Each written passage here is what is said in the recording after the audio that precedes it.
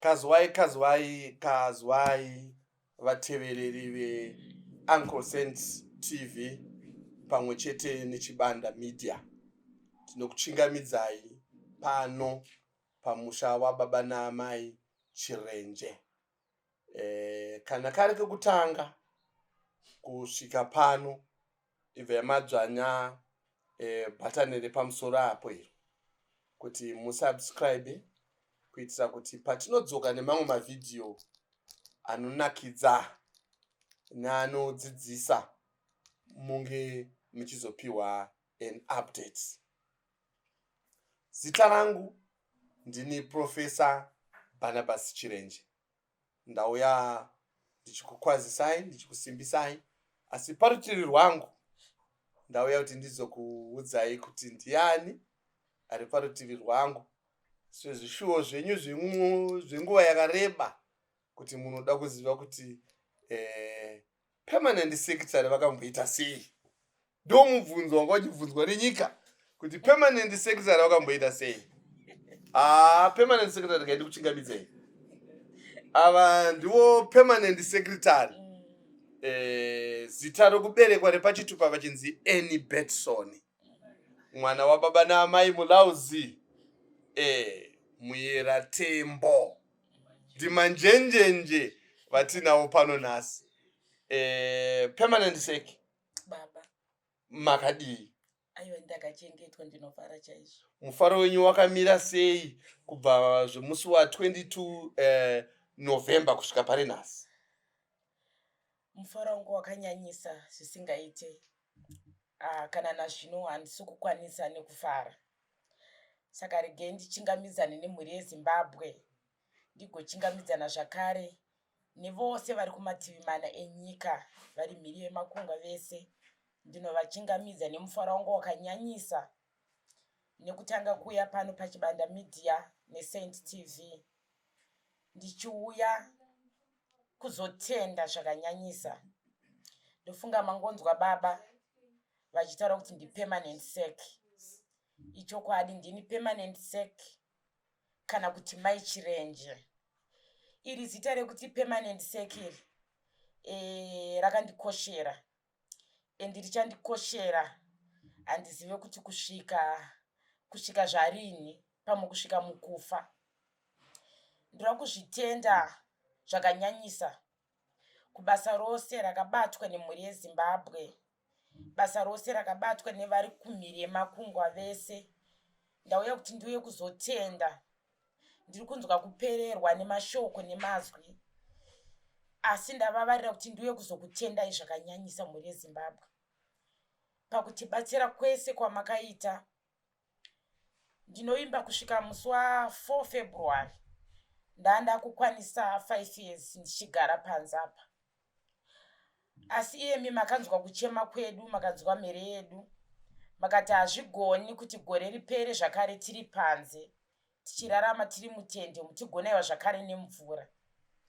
Makanzwawo kuchema kwedu kwakauya nevakomana vemedia. Ndoimba munovaziva, tina chief, tina doctor, vazhinji chaizvo vakanga varipo vandisingakwanise kutsanangura nemazita avo. Ndofunga baba vambotsanangura, asi ini ndichatendawo zvishoma zvandichakwanisa nekuti mufaro wandinawo wakanyanyisa.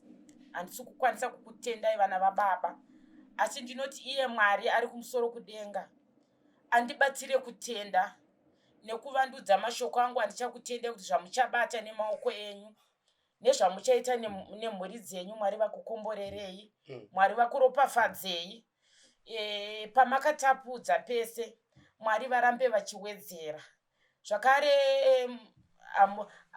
Ndinoimba kuti mubatsirewo vamwe sezvamakaita kwandiri. Kune vamwe vachadzoka vaine matambudziko vanoda kubatsirwa, muvanzwewo kuchema kwavo nematambudziko avo, muvabatsirewo semabatsiro amakaitawo ini mai Chirenje nababa Chirenje. Izvi zvamakaita zvinhu zvakandikoshera. Ndakanga ndisingazive kuti kune hama neshamwari, ana sisi vangu, ana baba vangu, hanzvadzi dzangu, vakoma, vanin'ina, ana tete, makawandisa. Ndakanga ndisingazive kuti makakosha zvokuti munosvika pakundibatsira. Saka zvakanzi ngatidananei vanhu vese nekuti hauzivi anokubatsira. Asi mhuri yeZimbabwe nevari kunze kwenyika mandibatsira zvakanga zvisingakwanisike kuti ndakanga ndisisina tarisiro yekuti ndichabatsirwa. Nekuti kubva pa4 years dzandagara panze zvaingoreva kuti takanga takundikana kuti tinge tichadzokera mukati memusha wedu. Asi mhuri yeZimbabwe mazvona zvakakodzera kuti aiwaka sekutaurirana kwatakaita nevaridzi vegiraundi vakadawo zvavakada kuti tinge tichivapa semari yavo. Imi makaona kuti zvakakodzera kuti mutibatsire tikwanise kudzokera mukati memusha wedu. Saka izvozvo ndinongozvitenda nekuti mari iyo handina kwandaikwanisa kuiwana. Dai ndaiiwana mari iyo handaikwanisa kugara 4 years ndiri panze. Saka mhuri yeZimbabwe makandikoshera, ndaona kukosha kwenyu. Iye niwo ndadzidza zvakawanda kuti kupa kune mufaro kunokunda kugamuchira. Saka ndadzidzawo kubatsirawo vamwe vanotambudzika nekuti ndadzidza kuti rudo runoitwa nevamwe vanhu vachindiitira ini ndine tendero yekuitirawo vamwe vanhu vari kutambudzika. Saka ndinoda kukutendai mose, ndigotenda zvakare vakatibatsirawo paGoFund yedu. Ndofunga baba vambovataura, ivavo ndinovatenda zvakanyanyisa. Ndiri kutenda kuti mhuri dzavo nezvose zvavanoita Mwari vekudenga vakuropafadzei, vakuitirei zvakakura, vakuitirei zvidhafu chaizvo. Ndopane shungu nemwoyo wangu. Ndigotendawo zvakare vatungamiriri vemachechi vakauya vakatikuta pakati pemusha uno. Ndinokutendai zvakanyanyisa. Ndakanzwa kuzvidzikisira kuti inini ndimbori chii chaita kuti vatungamiriri ava vatitsike pano. Ndimbori chiiko chaita kuti nyika yese iuye kuzotikuta pano. Takosheiko? Saka munoona kuti panyika pano munhu akasikwa naMwari hakuna anozviti inini ndiri special, ini ndakakosha. Munhu wese akakosha nekuti imimi makatiratidzawo kuti isu takakosha. Ndakazviona zvechokwadi kuti takakosha nekuti kuta kwamakaita. Saka ndinokutendai mose mhuri yeZimbabwe. Ndichikurudzirawo kune mamwe madzimai kuti muchiona ndakagara panze apa 4 years zvakanga zvakarema, zvakanga zvakaoma. Chinonzi kuvaka musha kana patinopfekedzwa maringi paya tichiti mumatambudziko munhamo nemurufu ndichange ndinewe. Izvozvo inini ndinozviti makorokoto ndega, nemiwo muchindibatsirawo kundikorokotedza nekuti izvozvo ndakazvigona.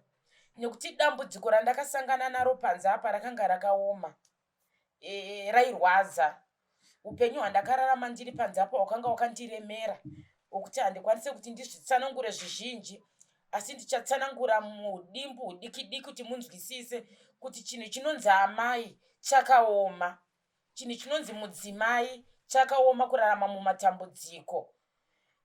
Ndakararama upenyu hunorwadza, upenyu hwekuti ndairarama pa4 years dzandagara panze apa ndairarama nekutengesa maswitsi. Vazhinji muchiona kubva zvatanga kubuda nyaya yedu pamaTV maiona paine musika waitengesa maswitsi, waitengesa majigisi, zvandaingotengesa zvinhu zvidiki zvaita kuti ndiwane mari yekutenga gasi nemari yekutengawo shuga.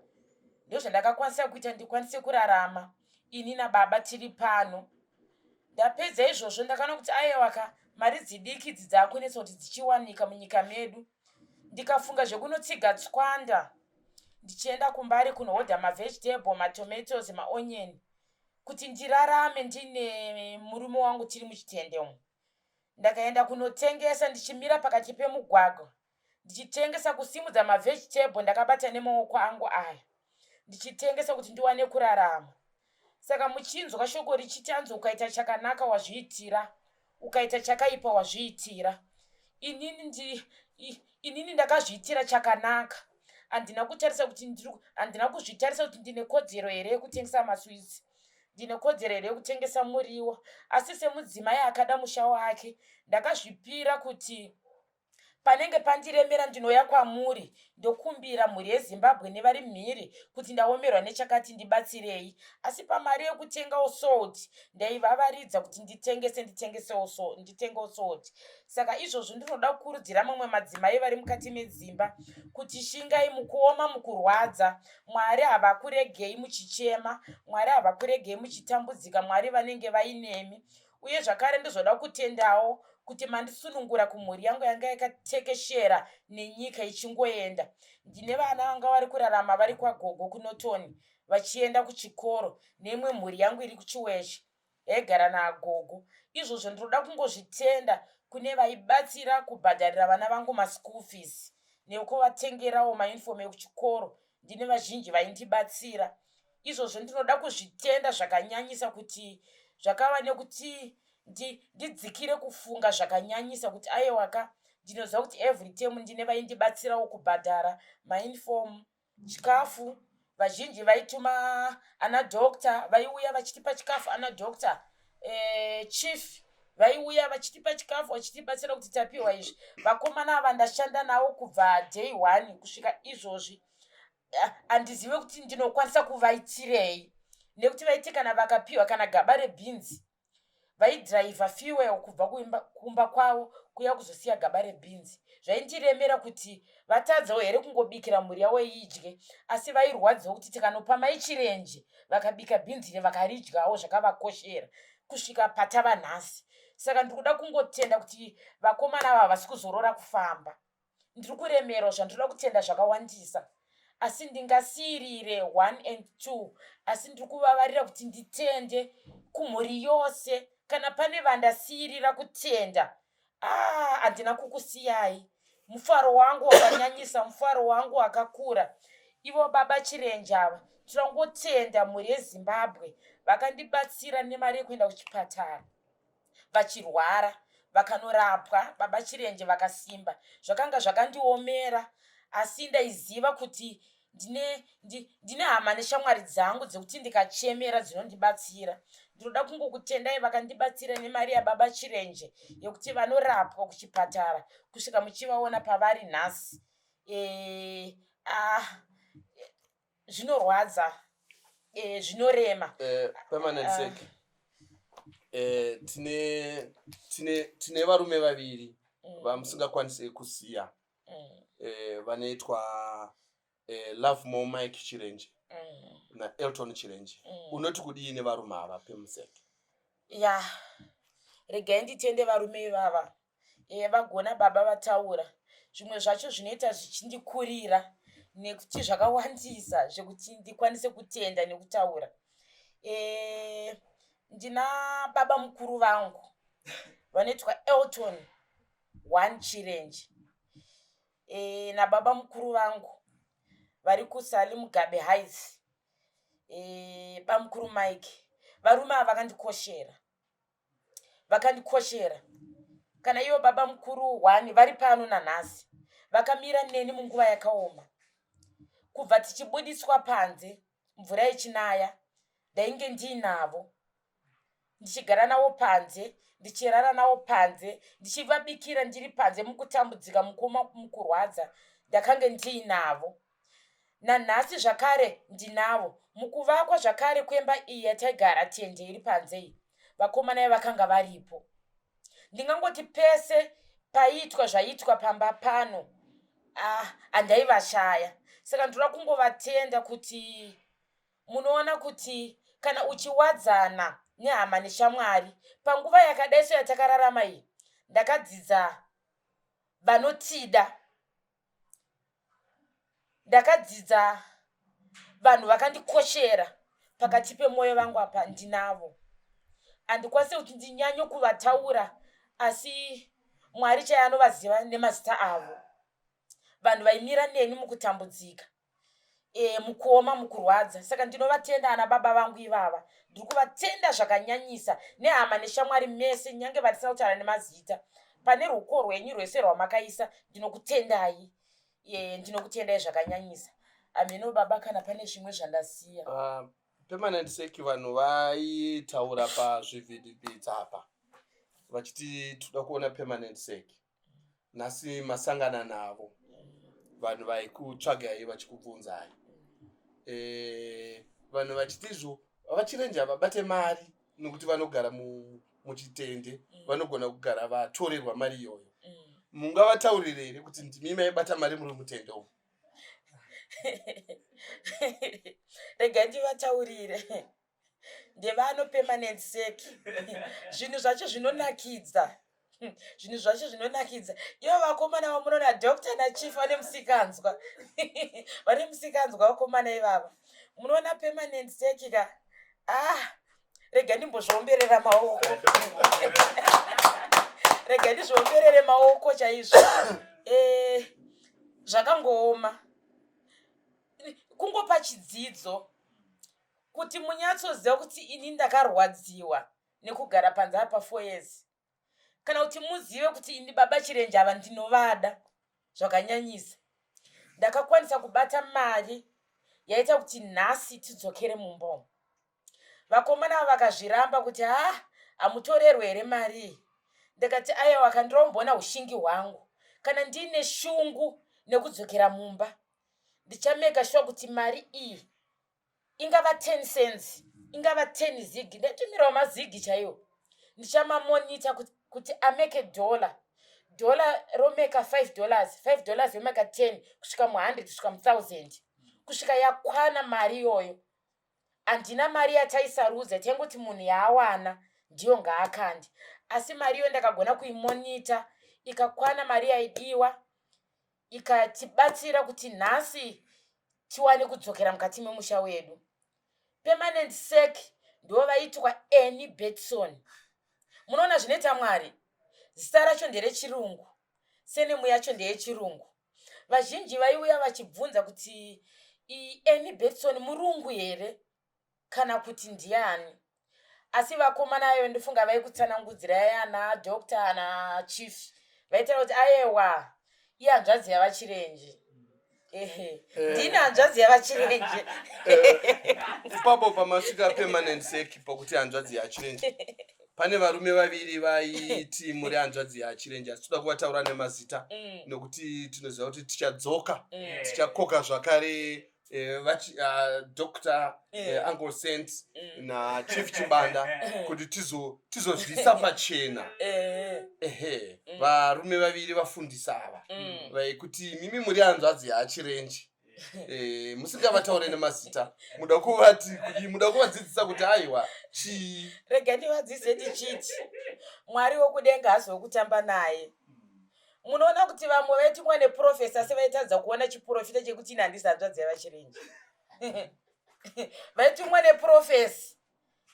neprofesi pana vaChirenje, vachitumwa neprofesi pandiri.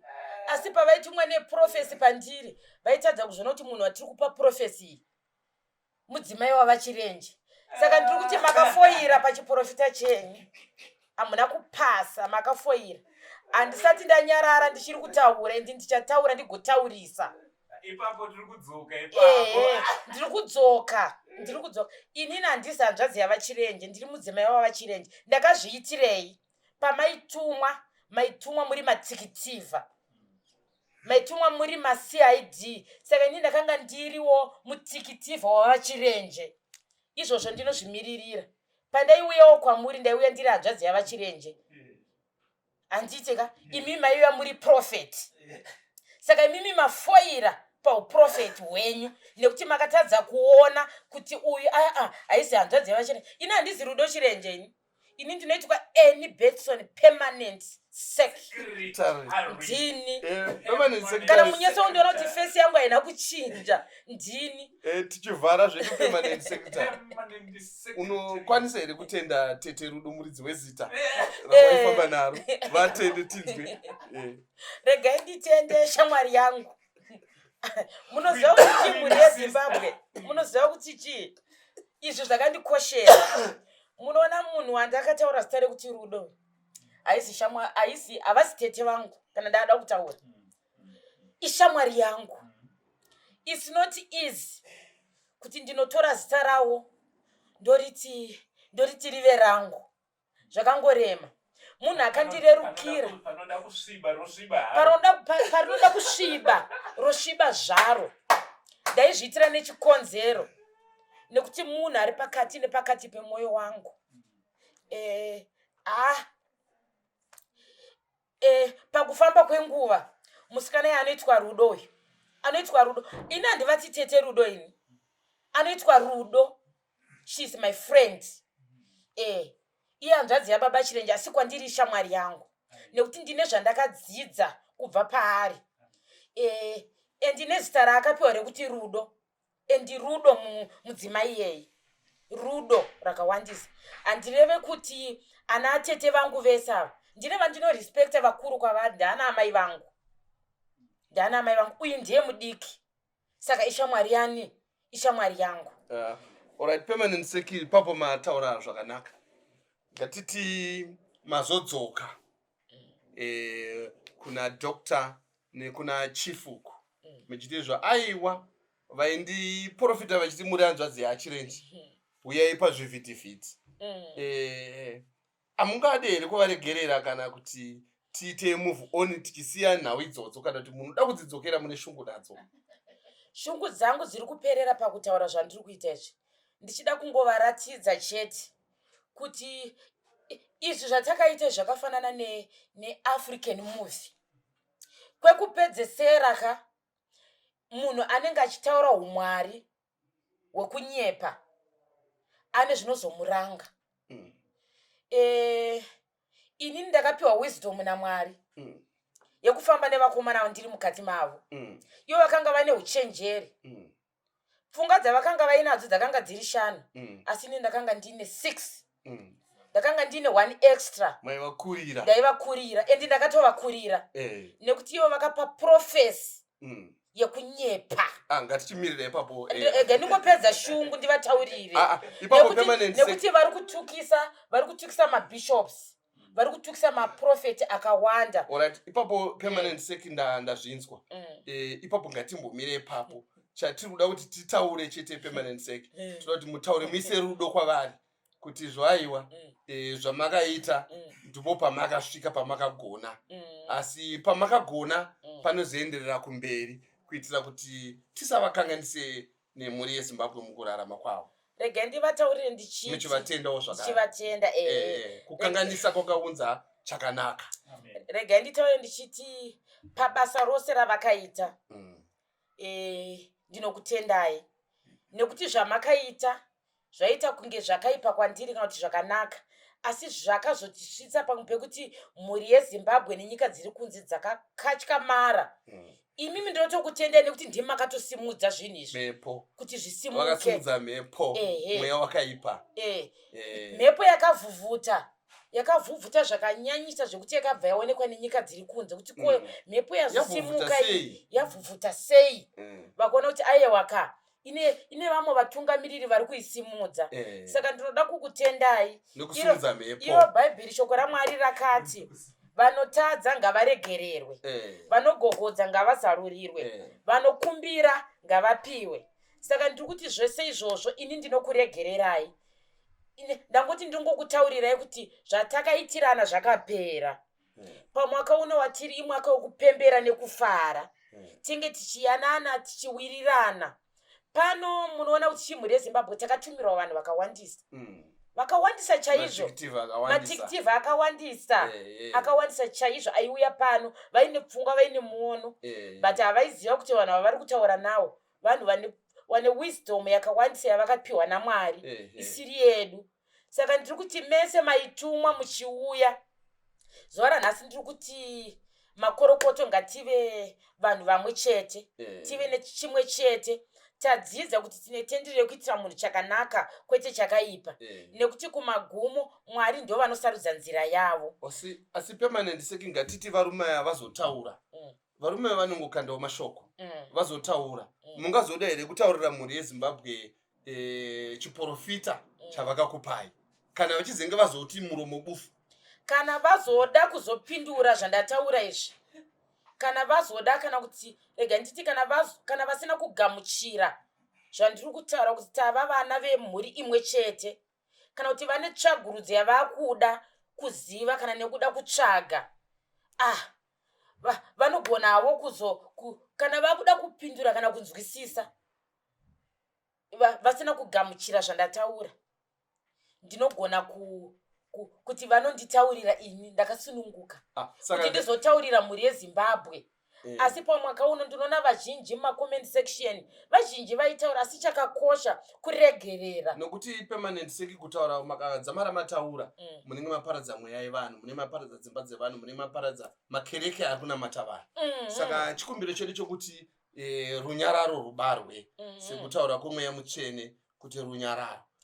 Musati maenda permanent seki toda kuti mumboridza vanhu vakafara pamakaridza musi wemugovera. Toda kuti mumboridza kamwe chete, makaridza kamwe chete permanent seki mozowana mukana wokuoneka mhuri yeZimbabwe nevateereri vari mhiri yemakungwa. Munhu vasati vaenda vanhu vaiti permanent secretary naprofessor tikuda page renyu. Saka mati magadzira here permanent secretary taikumirirai ndo patoziva kuti ndo penyu mati magadzira here uye kana vachizofollowa kana richizovapo vanofanira kukuonai papage kana paYouTube yakanzi kana TikTok. Kana tichinge tagadzira page redu tichadzoka zvakare tovazivisa kuti tagadzira page redu paYouTube, paTikTok, paFacebook tichange tichibatika pese ipapo. But page redu isusu tichagara pasi naBaba Chirenji todzoka zvakare tovazivisa kuti vari follow richange rakanzi kudii. Regai tigare pasi tozvironga. Tinodzoka zvakare tichikuzivisai ipapa pana Dr. naChief vachange vachikudza kuti Baba naMai Chirenji vane page ravo rakanyorwa kunzi zvekuti. Aiwa, zvakanaka permanent seki.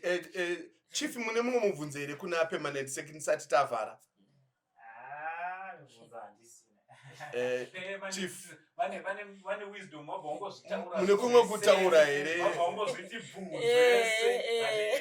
Anyway ndoda kuti ndingotendawo permanent secretary. Mukomiti yedu yatakanga chimhanya nayo, she was the only lady. Yes. And taiti tikaronga taizodzokera kwavari toti permanent secretary tapapi todi. Yes. Ndakadzidza chinhu chinonzi transparency. Yes. Kubva kuna permanent secretary. She's one person who is not difficult to work with. Amen. Permanent secretary, thank you very much nekumira nesu. Pamwe pachona maitotirega toronga dondo mozoti taapamberi apo moti varume mimi maregre ende maizvitaura murudo musina kudzikisira kana kufoora zvine respect futi. Toda kumboomberera permanent secretary maoko ipapo. Aiwa, keep it up. Tinotenda ango sendi senure kamwe chete amai. Rega ndingotsenura kamwe chete. Permanent seki ndeyo kumasowe. Asi ndichaimbira nyika dzose, mabishop, mapastors, and maprophets,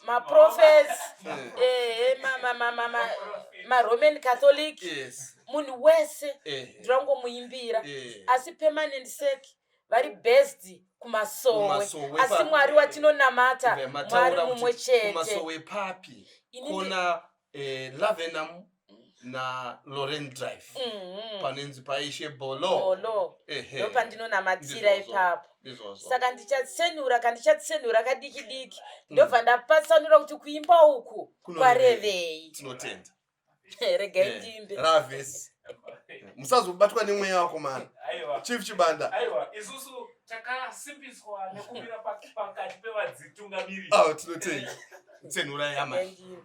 Vane nhaka muchavaona, vane nhaka yomweya, vane nhaka muchavaona, vane nhaka yomweya, vane nhaka muchavaona, vane nhaka yomweya, vane nhaka muchavaona, vane nhaka yomweya, vane nhaka muchavaona, vane nhaka yomweya, vane nhaka muchavaona, vane nhaka yomweya. Amen. Ndaimba kuimba uku regai ndikupatsanure zvishoma zvekumasowo hazvinetse Mm. hazvitombotambudzi regai ndipatsanure kune vasingazive zvekumasowe ndaimba ndikati vane nhaka muchavaona vane nhaka yemweya Yemweya. ndaimbira mese vari muno muzimbabwe vari kunze kwenyika Diaspora. diaspora Mm. ndaimba ndichiti vane nhaka muchavaona vane nhaka yomweya Mm. ndiri ngoedza kutaura kuti vane rudo vane rudo vasingarwadziwe Ndo vane nhaka. vasina godo neshanje Mm. ndo vane nhaka yomweya Mm. yemweya mutsvene wamwari Mm. vanotambanudza vanobatsira vane matambudziko Mm. vakanzwawo kuchema kwedu Mm. vane nhaka yomweya Yomweya. vakashongedzwa mweya mutsvene wamwari Mm. kuti iwe inzwa kakuchema kuri kuita baba chirenje nemhuri yavo vakabva vapindwa nenhaka yemweya mutsvene kwete nenhaka yeutsinye kana yegodo neshanje vakatambanudza ruoko vakatibatsira saka iyemi vose vari kumizanda yenyika vari muno muzimbabwe mabhishop mapastors maprofeti mune nhaka yomweya Asi kune vasina.